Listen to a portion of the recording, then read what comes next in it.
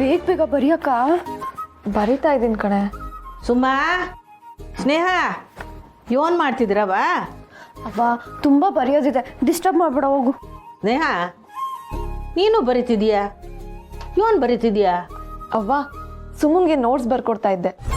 ಈ ಸೋಮಾರಿ ಸುಬ್ಬಿ ನಿಂತ ಬರ್ಸ್ಕೊಂತಿದ್ದಾಳ. ಚಿಕ್ಕನಿಂದಲೂ ಇದೇ ಚಟ. ನಮ್ಮ ಸ್ನೇಹ ಇದ್ದಾಗ ಸರಿಯಾಗಿ ಉಗಿಯೋಳು, ನೆಟ್ಟಗಿದ್ಲು. ಈಗ ನೋಡು, ಹೇಳೋರಿಲ್ಲ ಕೇಳೋರಿಲ್ಲ, ಆಡಿದ್ದೆ ಆಟ. ಇರ್ಲಿ ಬಿಡವ, ಇನ್ನು ಸ್ವಲ್ಪನೇ ಇರೋದು, ಮುಗಿಸ್ಬಿಡ್ತೀನಿ. ಅಲ್ವೇ ಬರೆಯೋಳು ಇಷ್ಟು ದಿನ ಏನು ಮಾಡ್ತಿದ್ದೆ, ಈಗ ಬರೀತಿದ್ಯಲ್ಲ? ಓದಿದ್ದೆ ಆಯ್ತು, ಇನ್ನೆಲ್ಲಿ ಬರೆಯೋದು?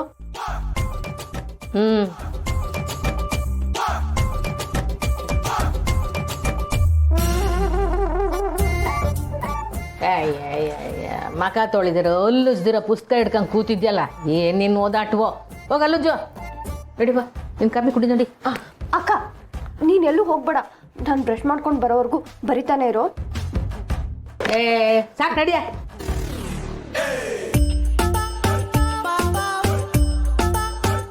ಸ್ನೇಹ ಬರುವ ಕಾಫಿ ಕುಡಿ.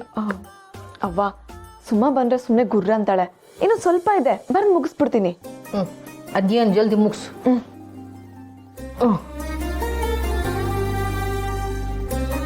ನಮ್ಮ ಸ್ನೇಹ ಇದ್ದಾಗ ನೆಟ್ಟಗಿದ್ಲು, ಎಲ್ಲ ಕೆಲಸ ಅವಳೇ ಮಾಡ್ಕೊಳ್ಳೋಳು. ಸ್ನೇಹಕ್ಕ ಅಂದ್ರೆ ಸುಮಂಗ್ ಅಷ್ಟೊಂದು ಭಯ ಇತ್ತವ? ಅವಳು ಒಬ್ಬಳಿಗೆ ಅಲ್ಲ, ನಾವೆಲ್ಲರೂ ಭಯ ಪಡ್ತಿದ್ದು.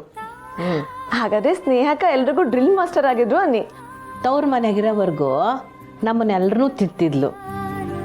ಗಂಡನ ಮನೆಗೆ ಹೋದ್ಮ್ಯಾಕೆ ನಮ್ಮ ಸಿರಿನ ತಿತ್ತಿದ್ಲು. ಮದುವೆ ಮಾಡ್ಕೊಂಡು ಸೊಸೆಯಾಗಿ ಬಂಗಾರಮ್ಮನವ್ರ ಮನೆಗೆ ಸೇರಿದ್ಮ್ಯಾಕೆ ಅವ್ರ ಮನೆ ರೀತಿ ನೀತಿ ಎಲ್ಲ ಬದಲಾಗೋತು. ಸ್ನೇಹಕ್ಕ ಬೆಳೆದ ರೀತಿನೇ ಬೇರೆ, ಕಂಠಿ ಸಾಹೇಬ್ರು ಬೆಳೆದ ರೀತಿನೇ ಬೇರೆ.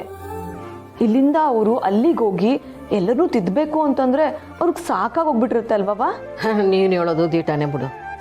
ನಮ್ಮ ಸಿರಿ ಹುಸಿ ಹೊರಟ. ನನ್ನ ಮಗಳನ್ನ ಕಟ್ಕೊಂಡ ಮ್ಯಾಕೆ ನನ್ನ ಮಗಳು ಅವನ್ನ ಬೆಣ್ಣೆ ಮಾಡ್ಬಿಟ್ಲು.